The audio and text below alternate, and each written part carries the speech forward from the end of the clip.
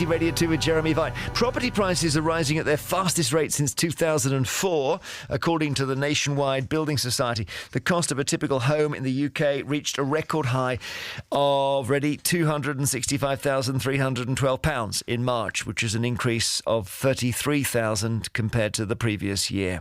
Many people see property as an opportunity for investment. The increases have undoubtedly been fueled by buy-to-let landlords who snap up homes in order to rent them out.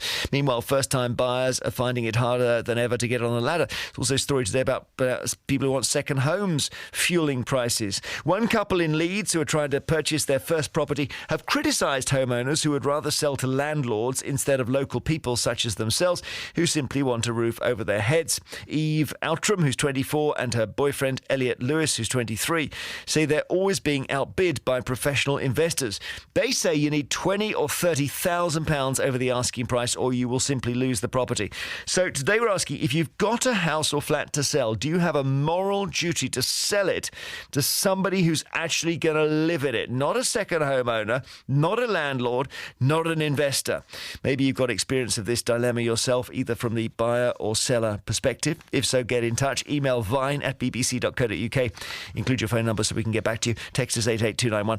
Let's speak to Chris Bambery, author and journalist, and Henry Pryor, property expert. Henry, story in out of Whitby today saying there's 7 out of 10 properties are second homes now. It's incredible. Well, it is, and it's changed, obviously, as a result of the pandemic. We've seen a lot of people's requirements, what they want from a home change, and an ability for those who are fortunate enough to have the resources to do so, to look at buying another property somewhere else where they can run away to at weekends or holidays, or inevitably if there's another lockdown. It's a big part of the housing market. It's always been a relatively big part of the housing market.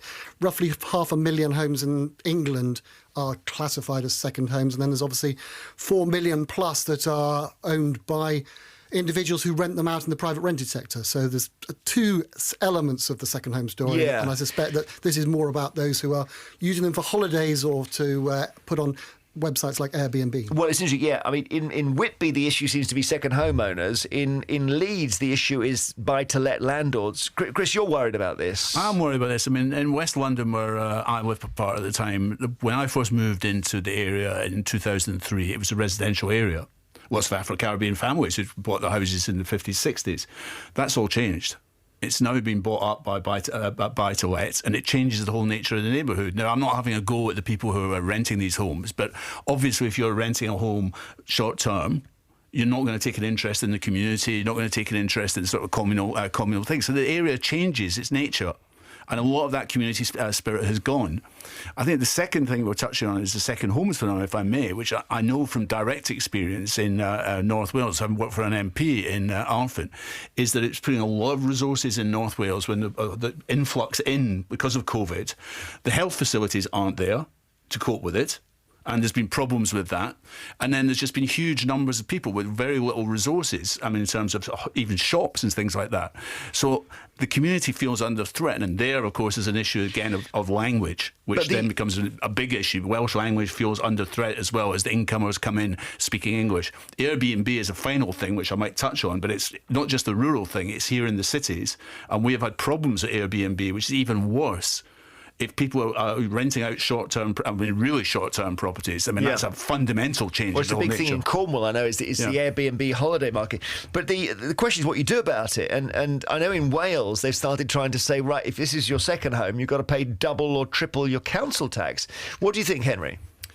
Well, there are a number of different ways you can do it. You could be draconian and do what they're doing in Canada and stop overseas buyers buying properties per se for a period of 2 years. You can do what I remember you and I talking about this nearly 7 years ago, Jeremy, down in parts of the West Country, St Ives, banning new build homes being sold to those who already owned a home.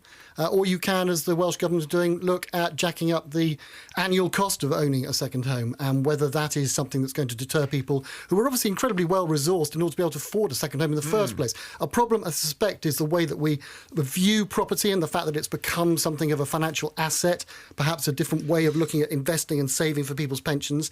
And as a result, that makes it jolly difficult to step in and to disrupt the market that has worked in a way that has suited an awful lot of people, albeit absolutely not everybody. What about, Chris, saying that if you, let's say Whitby as an example, where I can't believe 7 out of 10 I'm trying to look at this story about It's Whitby's Robin Hood Bay, it's not Whitby itself. Yeah. So Robin Hood Bay, they say all but 5 properties there are used as second homes and holiday lets, and house prices are going through the roof. But of course, the issue is that it's people who've lived there for a long time who are selling them to, I suppose, the wrong buyers, right? Well, I think they're obviously cashing in on their profit, but it does change fundamentally the area, the issue of the area.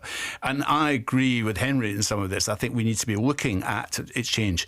I suspect the Welsh Government is under immense pressure to do something about it, because we're talking particularly about Welsh language areas which are under threat, and that's an emotive issue.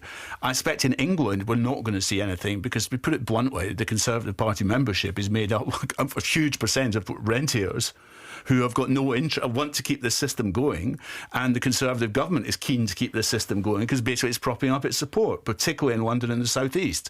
So I suspect they're not going to do anything. Go on, Henry. We have an interesting dilemma, don't we? Because this week of all weeks, we've started to learn that actually there's a moral dimension to your tax and what tax you pay. And there are indeed, I mean, I've bought and sold 2,000 houses over my rather long, boring 40-year career. Amazing. And I've only ever met 2 people who've decided to sell for less than they could otherwise have got to local people because they thought, as indeed many people do, that is the right thing to do. But it's it is a moral issue, and it's a question of whether, as we've seen with the way people have amazingly opened their homes to Ukrainian refugees coming here, queuing up, wanting to provide homes for these poor people. There is a strong moral compass out there in the country, and there are people who have the ability, if they want to, when they sell, to make that kind of decision. But I would not like to see legislation from the cold hand of government come in and say, this is what you have to do. In the case of Wales or Scotland, I think that is going to happen. Already, because I've said it, I don't think the government here is going to do so because of it. I think Henry's right. There is an issue in my home city of Edinburgh. The city centre is now beyond belief. It is just engulfed by tourism. And that's the same in Barcelona. You cannot come. I mean, it's just people going and drinks parties. No, I think not, because there's a point where it tips over. We're seeing this in Barcelona. We've seen it in Prague. We're seeing it in Venice, where mass tourism actually becomes negative on the economy. Well, let's think about but also socially, it's not acceptable. People being drunk all through the day, wandering around semi-dressed. That's not Edinburgh as I know it. Chris, radical solution. What about you have a panel of local residents who decide if this person is allowed to buy the house? Well, I think we could look at breaking down democracy, not a panel of that, but I think you could look at having councils, having some control over it. I think you could look at breaking down something Britain is not good at. I know we've devolved to Wales and Scotland, but local democracy is not one of our strengths. In fact, it's been eroded. So I'd like to see it being built back up again so people can have a say. Right. Or, Henry, what about this? Three visits from the council to your house. If it's empty on 3 occasions, you have it seized off you. Oh, yes. I'm not sure that I'm a big fan of the Vladimir Putin option. Going in and just taking someone's property. Aren't we? We're doing it with oligarchs, but that's, I think, most people would understand for a rather different reason. Shouldn't have done it with P&O ferries. We have got, you think this is a good policy? Oh, I think, just to do an example, if they seize oligarchs yachts, why not take P&O's ferries off them for what they did? Okay, no, these are second homeowners. You don't think we can do that, Henry? I'm not entirely convinced. At the end of the day, people who buy second homes pay additional stamp duty when they purchase it. They also pay capital gains tax if the property goes up in value. You could seek very easily to change those levels, and indeed I'm sure that longer term politicians of all political persuasions have worked out they cannot pay for their political promises by taxing income alone. Property is inevitably in their sights. It has changed radically over the last 10 years, and I'm sure that we'll see those who are deemed to have an excess of homes, whether or not they live there full-time or live somewhere else full-time, these are people who are going to find the cost of the privilege of owning a second or third or fourth home is going to go up. Thank you very much indeed. Henry Pryor, property expert, and Chris Bambery, author and journalist.